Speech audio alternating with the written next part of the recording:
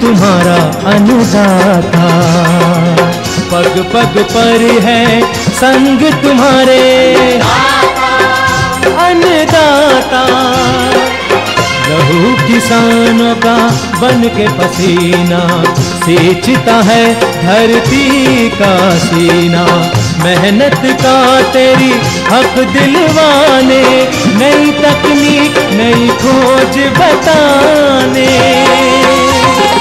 पशुधन को गुणवान बनाना, पौध सुरक्षा को सिखलाना, खेती के सब गुर समझाने, भारत का सरताज बनाने।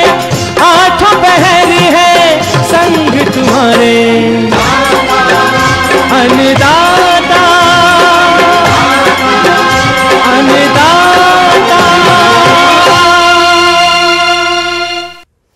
नमस्कार, मैं हूं आपके साथ विभा उपाध्याय और आप सभी दर्शकों का अन्नदाता कार्यक्रम में स्वागत करती हूं। हमारे देश का किसान जन का पोषक है, वो श्रम का देवता है, अन्नदाता है।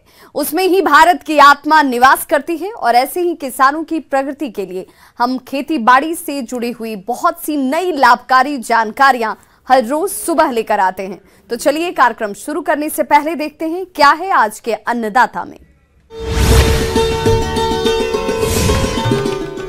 गेंदा की खेती करके जीवन में भरे रंग।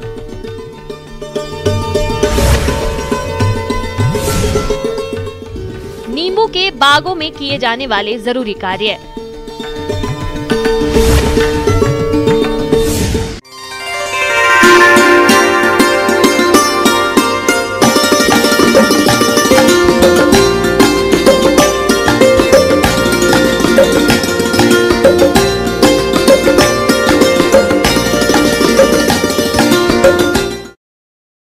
गेंदे के रंग बिरंगे मनमोहक फूलों की मांग साल भर रहती है।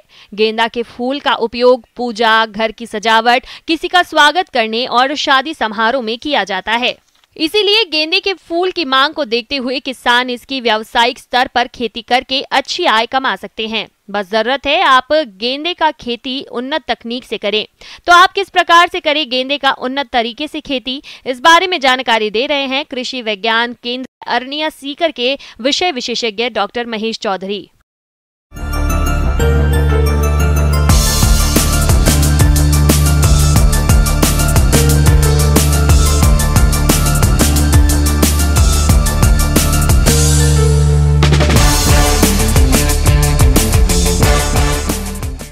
गेंदा अन्य फसलों की तुलना में काफ़ी फायदेमंद फसल मानी जाती है, क्योंकि ये विभिन्न तरह की जलवायु एवं मिट्टी में आसानी से पनप जाता है। साथ ही इसमें कीट एवं बीमारियों का आक्रमण भी कम होता है। पुष्प काल की अवधि भी अधिक होती है। साथ ही ये कम समय में भी फूल आने प्रारंभ हो जाते हैं, जिससे किसान भाई को कम समय में ही जो मुनाफा मिलना प्रारंभ हो जाता है। इसी कारण इसको गरीब का पुष्प भी कहा जाता है। किसान भाइयों, जो गेंदा है, गेंदा को हम माला बनाने के अलावा पोल्ट्री इंडस्ट्री एवं जो नेमेटोड्स के मैनेजमेंट के लिए भी हम इसका कई बार प्रयोग करते हैं। आजकल जो पॉली हाउस, ग्रीन हाउस लगा रखे हैं, वो भी गेंदा की लाइनें अपने पॉली हाउस में लगा देते हैं। तो गेंदा काफ़ी लाभकारी फसल है। गेंदा एक ऐसी फूल वाली फसल है जिसको आप आसानी से किसी भी मौसम में उगा सकते हैं। गेंदा के फूलों का उपयोग माला और सजावट के लिए किया जाता है। भारतीय संस्कृति और रीति रिवाजों के अनुसार फूलों का अपना अलग ही महत्व है। कोई भी पूजा हो या फिर शुभ कार्य, हर जगह फूलों का प्रयोग किया जाता है। इस बात को ध्यान में रखते हुए किसान भी हर मौसम में गेंदे की खेती करने लगे हैं। किसान भाइयों, गेंदा के बारे में कहा भी गया है कि गेंदा उगाओ खूब कमाओ।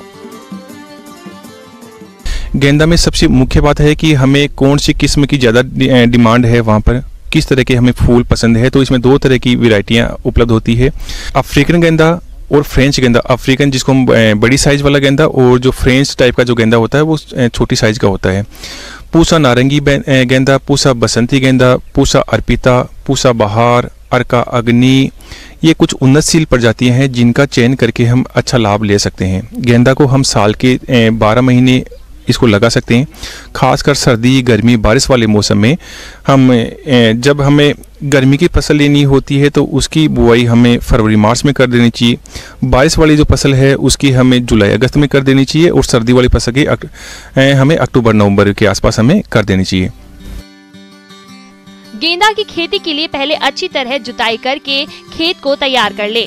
खेत तैयार होने के बाद तैयार गेंदे के पौध को खेत में लगाना चाहिए ताकि गेंदा की फसल की अच्छी वृद्धि और विकास हो सके और अधिक गेंदा के फूल का उत्पादन मिल सके।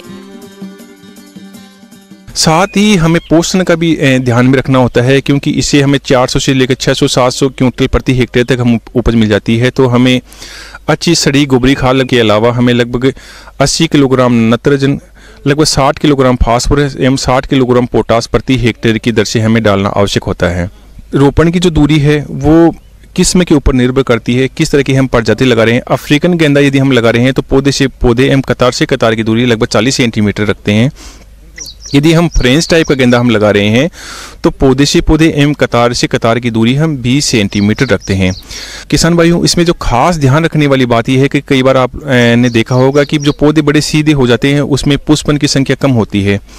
तो जो अफ्रीकन गेंदा होता है, यानी जो बड़ी साइज वाला गेंदा होता है जिसके पौधे बड़े आकार के होते हैं, उसमें हमें पिंचिंग, जिसको हम शीर्ष नोचन भी बोलते हैं, शीर्ष नोचन करना बड़ा आवश्यक होता है।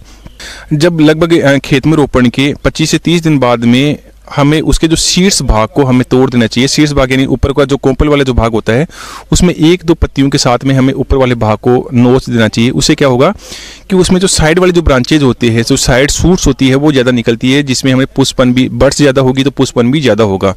ये जो प्रक्रिया है वो हमें फ्रेंच गेंदा में अपनाने की आवश्यकता नहीं होती, क्योंकि वो कम बढ़वार वाला ही होता है। तो ये भी हमें ध्यान में रखना आवश्यक होता है। साथ ही हमें इसमें, क्योंकि कीट एवं बीमारियों का आक्रमण, वैसे तो ये बड़ी हार्डी फसल मानी जाती है, लेकिन कई बार इसमें कीट एवं बीमारियों का आक्रमण भी हो जाता है, जैसे लीफ स्पॉट है, अल्टरनेरिया ब्लाइट है, या कई बार जो फ्लावर रोट की जो समस्या हो जाती है। तो उसके लिए हमें जो कार्बेंडाजिम या जो मैनकोजेब जो दवा आती है उसको 2 ग्राम प्रति लीटर पानी के हिसाब से हमें छिड़काव कर यदि हम कर देंगे तो काफ़ी हद तक कंट्रोल हो जाएगा। जब बात हम करते हैं कीटों की, तो इसमें रेड स्पाइडर जो माइट होती है वो माइट की समस्या देखी जाती है। तो उसके लिए हमें जो सल्फर युक्त जो कवकनाशी है उनका हम प्रयोग कर सकते हैं। किसान भाइयों, गेंदा की फसल में इसके अलावा लट कीट का प्रकोप भी होता है, जिसका यदि समय पर नियंत्रण नहीं किया गया तो गेंदे की फसल में भारी नुकसान हो सकता है। तो इस नुकसान से बचने के लिए इस कीट का समय पर नियंत्रण करना जरूरी है। तो इसके नियंत्रण के लिए आप क्यूनाल फॉस 1.5 मिलीलीटर प्रति लीटर पानी की दर से घोलकर फसल पर छिड़काव करें, तो इस कीट से गेंदा की फसल को बचा सकते हैं। तो किसान भाइयों, जो गेंदा की जो फसल है, इस गेंदा की फसल को अन्य फसलों की तुलना में हमें देखा जाए तो ये अधिक लाभकारी है। लेकिन लाभकारी ये तभी होगी जब हमें इसका सही मैनेजमेंट, हम इसका सही प्रबंधन करेंगे। और सही प्रबंधन हम तभी कर पाएंगे जब हमें, क्योंकि इसकी जो ड्यूरेशन होती है वो लगभग 4 से 5 महीने की फसल होती है, और उसमें हमें ये भी देखना होता है कि कौन सी किस्में लगाने के कितने समय बाद में पुष्पन उसमें प्रारंभ हो जाएगा।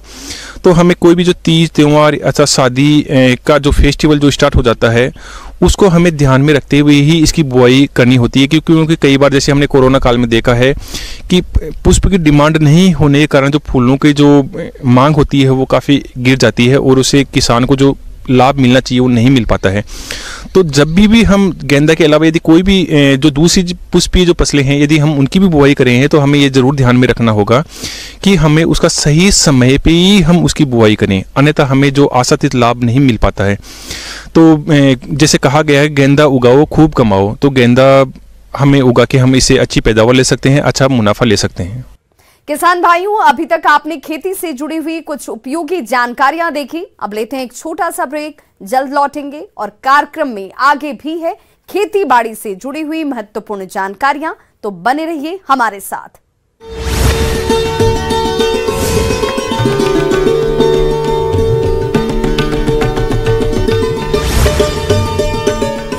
रिपोर्टर्स। बेहतरीन उत्पादन केंद्र से कालीन का प्रोडक्शन बंद हो गया, बुनकर बेकाम हो गए, नतीजतन धीरे धीरे उनका भी पलायन हो गया। ये प्लांट पूरी तरह बंद है, जबकि इससे करीब 200 लोगों को रोजगार मिला हुआ था। प्रबंधक योगेंद्र मेहता बताते हैं कि सरकार यदि चाहे तो इसको फिर से चालू किया जा सकता है। मामूली खर्च से मशीनों को फिर से चालू किया जा सकता है। हालांकि कई बार इसे चालू करने का भरोसा दिया गया, लेकिन ये महज छलावा साबित हुआ। लोगों ने इसे फिर से चालू कराने की मांग की है। जरूरत है कालीन की बुनकारी कला को समर्पित इस उत्पादन केंद्र को बचाए रखने की, ताकि औरंगाबाद की कलात्मक पहचान बची रह सके।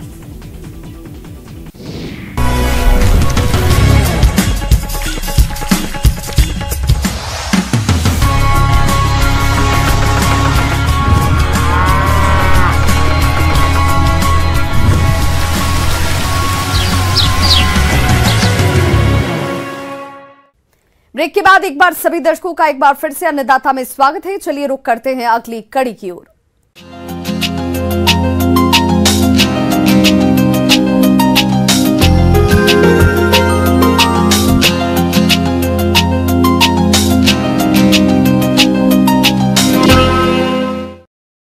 अपने प्रदेश के जिन किसानों ने नींबू के बाग लगा रखे हैं, इन बागों में कुछ जरूरी कार्यों को करने की जरूरत है, जैसे सिंचाई, पोषक तत्व प्रबंधन के साथ बागों में लगने वाले कीट रोगों का नियंत्रण करना जरूरी है।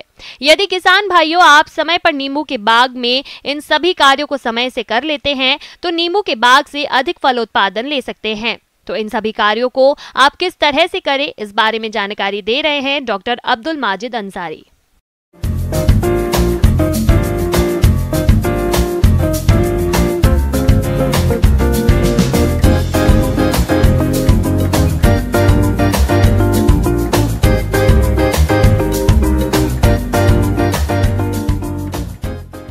नींबू की जो नए या पुराने बागान है उसका प्रबंधन की विशेष जानकारी के साथ। दोस्तों, अगर आप नींबू का बागान लगाए हैं या लगाना चाहते हैं तो आपको किन बातों का विशेष ध्यान देना चाहिए, इस पे आज हम चर्चा करेंगे। जैसा कि हम सभी जानते हैं नींबू का डिमांड बाज़ार में बहुत अधिक है। सबसे पहले तो हम बता दें कि आमतौर पर जो नींबू है उसको दो ग्रुप में हम लोग बांटते हैं। एक को लाइम कहते हैं, दूसरे को लेमन कहते हैं। अब हिंदी में आप जिस तरह से कह ले, लाइम मतलब नींबू, लेमन मतलब कागजी, ऐसे भी कह सकते हैं, लाइम और लेमन। यह बहुवर्षीय बागवानी फसल है। अच्छी उपज लेने के लिए नियमित रूप से खाद और उर्वरक देना चाहिए, जिससे पौधे का विकास अच्छी तरह से हो और अच्छी गुणवत्ता के फल प्राप्त हो। पौधे को प्रथम वर्ष 10 किलो गोबर की खाद, 1 किलो नीम की खाद का भी प्रयोग बहुत लाभकारी होता है। इसके अतिरिक्त 250 ग्राम सूक्ष्म पोषक तत्व वर्ष में एक बार पौधों को देना चाहिए। घुलनशील उर्वरकों के छिड़काव से पैदावार काफी अच्छी मिलती है।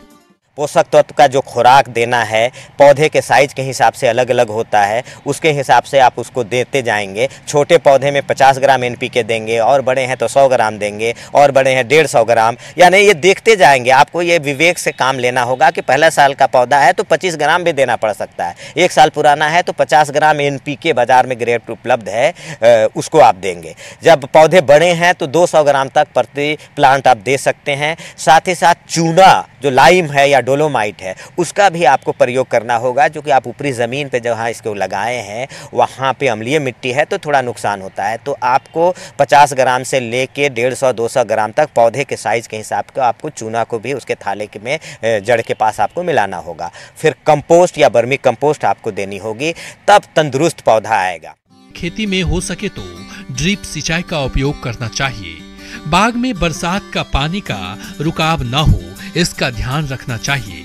बाग को खरपतवार मुक्त रखना चाहिए। इसके लिए पौधों के आसपास 1 मीटर तक खुदाई कर थाला बनाएं और पौधों के मुख्य तने को बोर्डो मिश्रण से पुताई कर दें। बाग में कैंकर, श्यामवर्ण, गोंद रिसाव जैसे रोगों के साथ साथ अनेक प्रकार के विषाणु जनित रोग लगते हैं। अक्टूबर के महीने में बरसात के बाद सफाई कर दिए, कटाई छटाई कर दिए, उसके बाद ब्लू कॉपर और चूना का आप एक लेप कर दें। छोटे पौधे हैं तो 1 फीट, बड़े पौधे हैं तो 2 से 2.5 फीट की ऊंचाई तक उसके तने पे लेप कर दें, और ब्लू कॉपर का 2 ग्राम प्रति लीटर के हिसाब से पूरे पौधे में छिड़काव भी कर दें। एक सिस्टेमिक इंसेक्टिसाइड चाहे क्यूराक्रोन या इमिडाक्लोरपिड का आप छिड़काव कर सकते हैं, और जो भी आपको पोषक तत्व देना है वो उस समय आप दे दें। और सिंचाई के लिए आप थाले बना दें या ड्रिप लगाए हैं तो ड्रिप को चालू कर दें। इस प्रकार सिट्रस सैला, नींबू की तितली, लीफ माइनर, सफेद मक्खी, छाल खाने वाले कीट, थ्रिप्स, मिलीबग जैसे कीट भी प्रभावित करते हैं। तितली के गीडार नई पत्तियों को काट कर खा जाते हैं, जबकि स्टाइला पत्तियों के रस चूसकर पौधों को नुकसान पहुंचाते हैं। इसके नियंत्रण के लिए कीड़ों को चुनकर मारें और पौधों पर मोनोक्रोटोफास दवा छिड़काव करें। तो ये ध्यान रखेंगे 2 से 2.5 फीट की ऊंचाई तक हम ऐसे शुरू से ही पहले साल से ही ऐसे कटाई छटाई करते रहें कि एक मजबूत तना को छोड़े 2-2.5 फीट की ऊंचाई के बाद 3 अलग दिशा में 3 तना जाएगा। और जब भी आप कटाई छटाई इसका करें तो बाज़ार में ब्लू कॉपर नाम की एक बहुत अच्छी दवा उपलब्ध है। इसका 2 ग्राम प्रति लीटर के हिसाब से आप इसको पूरे में छिड़काव कर दें। मोटे टहनियों को काटे हैं तो उसमें इस ब्लू कॉपर का लेप लगा दें घोल बना के, छोटे बरस लेके। ये काम आप करते रहें। कीड़े भी इसमें बहुत लगते हैं, नन्हे पौधे से लेके बड़े पौधे तक में। खासकर इसमें सिट्रस बटरफ्लाई करके एक आता है, तो इस कीड़े का बड़े बड़े पिल्लू होते हैं। शुरू में हल्के हरे रंग के होते हैं, धीरे धीरे डार्क में गहरे हरे रंग होते हुए ब्राउन बड़े होते चले जाते हैं और ये पूरे के पूरे पत्ते को खाने लगते हैं।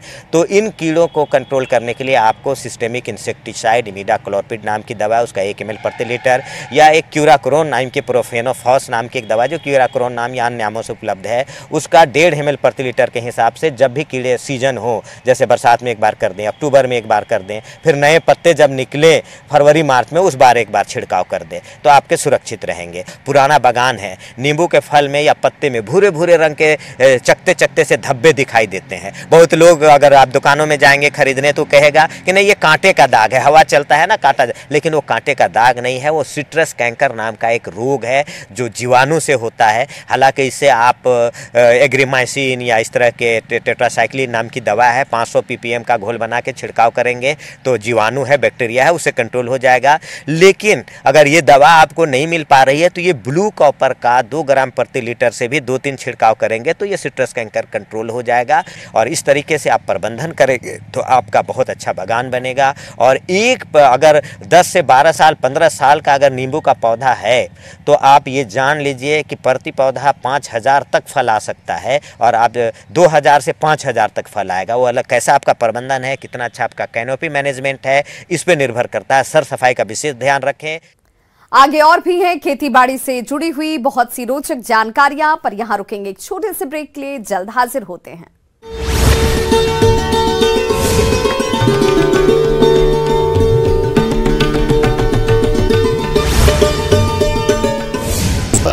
News 18 network.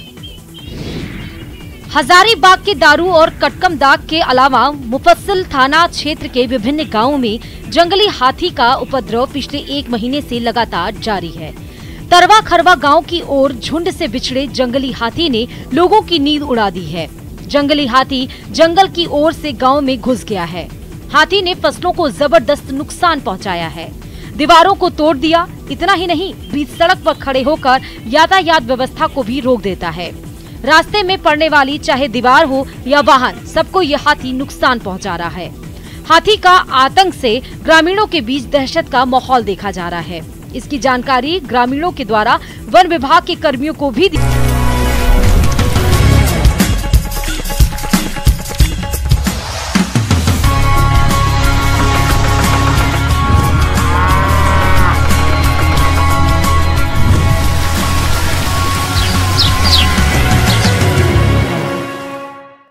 ब्रेक के बाद एक बार फिर से आप सभी दर्शकों का अन्नदाता कार्यक्रम में स्वागत है। बढ़ते हैं अपनी अगली प्रस्तुति की ओर।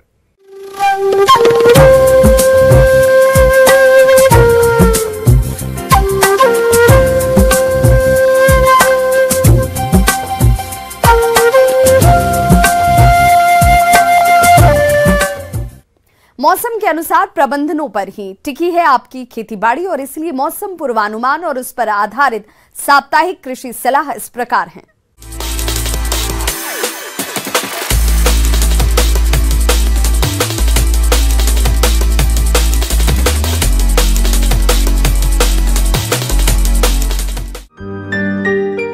राजस्थान कृषि अनुसंधान संस्थान श्री कर्ण नरेंद्र कृषि विश्वविद्यालय जोबनेर, दुर्गापुर, जयपुर और भारत मौसम विभाग द्वारा जारी मौसम पूर्वानुमान रिपोर्ट के आधार पर जिला जयपुर और इसके आसपास के जिलों के किसान भाइयों को सलाह दी जाती है कि आज और कल बादल छाए रहने की संभावना है और बारिश होने का भी अनुमान है। अधिकतम तापमान 33 डिग्री सेल्सियस और न्यूनतम तापमान 26 डिग्री सेल्सियस तक रह सकता है। अधिकतम सापेक्षिक आर्द्रता 71% और न्यूनतम सापेक्षिक आर्द्रता 59% रहने का अनुमान है। वहीं हवा की औसत गति 14 से 16 किलोमीटर प्रति घंटे की औसत गति से चलने की संभावना है। ऐसे में इन क्षेत्रों के किसान भाइयों को सलाह दी जाती है कि फसलों की सिंचाई एवं फसलों पर किसी भी प्रकार के रसायन का छिड़काव कुछ समय के लिए स्थगित करें। फसल की बुआई मौसम साफ होने पर करें। बाजरा, ज्वार एवं मक्का की फसल जिन क्षेत्रों में 3-4 सप्ताह की हो वह निराई गुड़ाई खरपतवार निकाल देवे तथा वर्षा वाले दिन फसल में नत्रजन उर्वरक की शेष मात्रा छिटक देवे। लोबिया फसल की बुआई पूर्ण करें। RC 19, CPD 119 और RC 101 लोबिया की उन्नत किस्म है। मोठ फसल की बुआई पूर्ण करें। RMO 40, RMO 225, RMO 435 विकास मोठ की उन्नत किस्म है। बेर, आम, नींबू, अनार और आंवला आदि पौधे के बाग लगाने का उपयुक्त समय है। किसानों को सलाह दी जाती है कि वे जल संचयन टैंक या जल संचयन की किसी भी विधि में भविष्य के लिए वर्षा जल की एक-एक बूंद को संरक्षित करें। तिल की RT 46, RT 125, RT 346 एवं RT 351 उन्नत किस्म है। तिल की शाखा वाली किस्मों के लिए 2 किलोग्राम तथा शाखा रहित किस्मों के लिए 4 से 5 किलोग्राम बीज दर प्रति हेक्टेयर रखें। बीज को बुआई से पूर्व 3 ग्राम थाइरम या कैप्टान फफूंदनाशी से उपचारित करके बुआई करें। मूंग बुआई के लिए उपयुक्त किस्में SML 668, RMG 975, RMG 62, MSG 118, RMG 268, RMG 492 और RMG 344 है। टमाटर की फसल में सफेद मक्खी की रोकथाम हेतु मैलाथियान 50 EC 1 मिली प्रति लीटर पानी में मिलाकर छिड़काव करें। घरेलू पशुओं को बारिश के सीधे संपर्क में आने से बचाएं। उनके शेड में पानी जमा न होने दें। उनके कूड़े को सुखा रखने की कोशिश करें।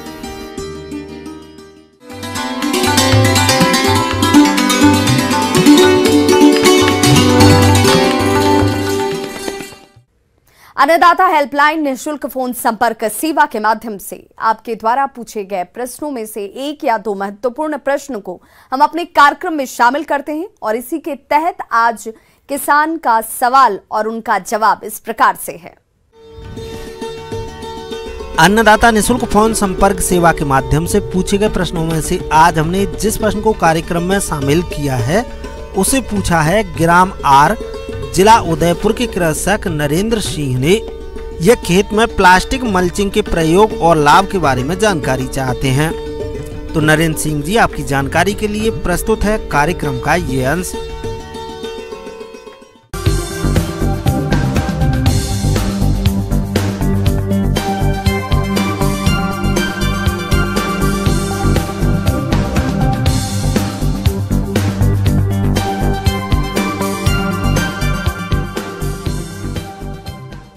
उद्यानिक फसलों में मल्च का क्या महत्व है?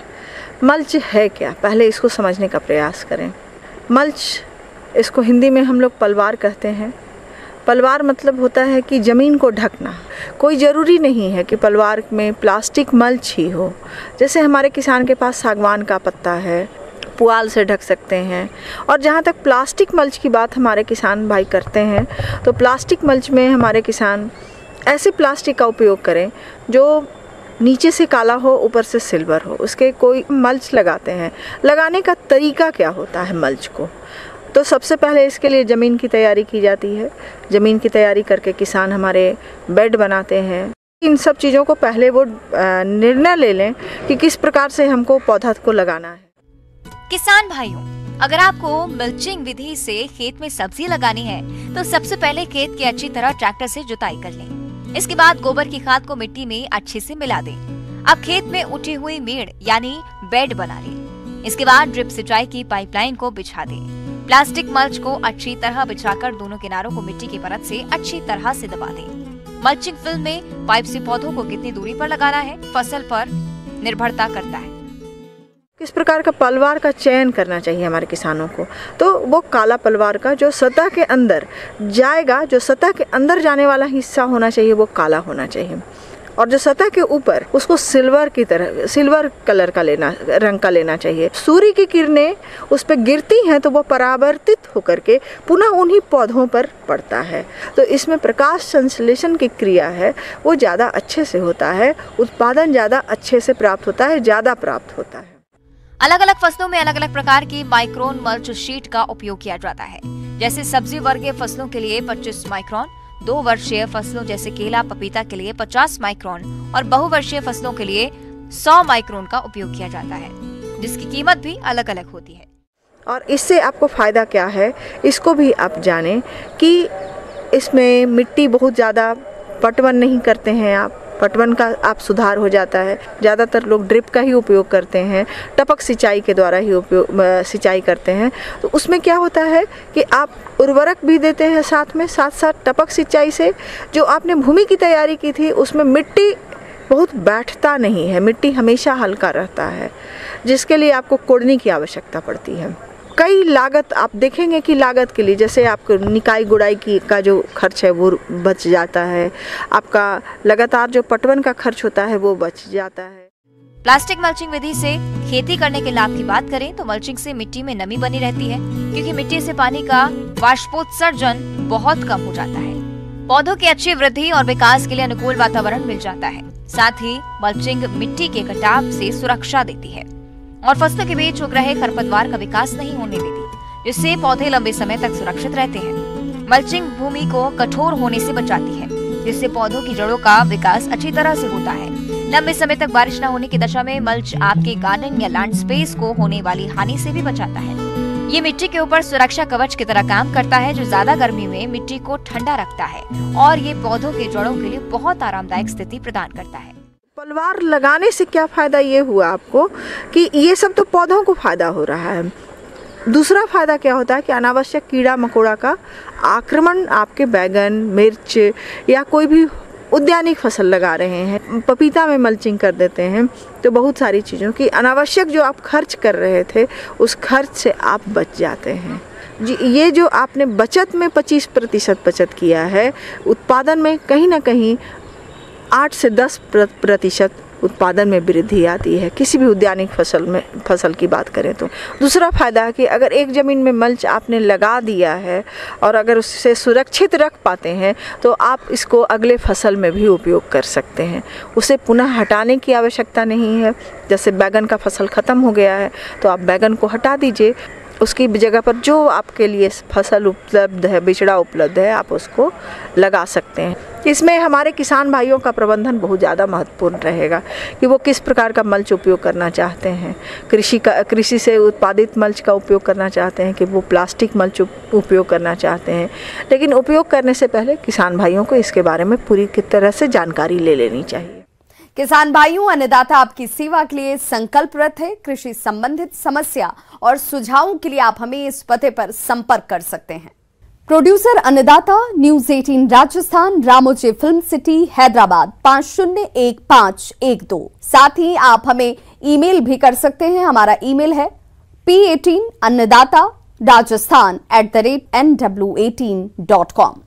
इसके अतिरिक्त आप हमें निःशुल्क हेल्पलाइन नंबर 180088921663 पर सोमवार से शनिवार सुबह 10 बजे से शाम 4 बजे के बीच संपर्क भी कर सकते हैं। किसान भाइयों, अब समय हो रहा है आपसे विदा लेने का, तो हमारी अन्नदाता टीम को दीजिए इजाजत। कल फिर से होगी आपसे मुलाकात कृषि संबंधित कुछ और महत्वपूर्ण जानकारियों के साथ। नमस्कार।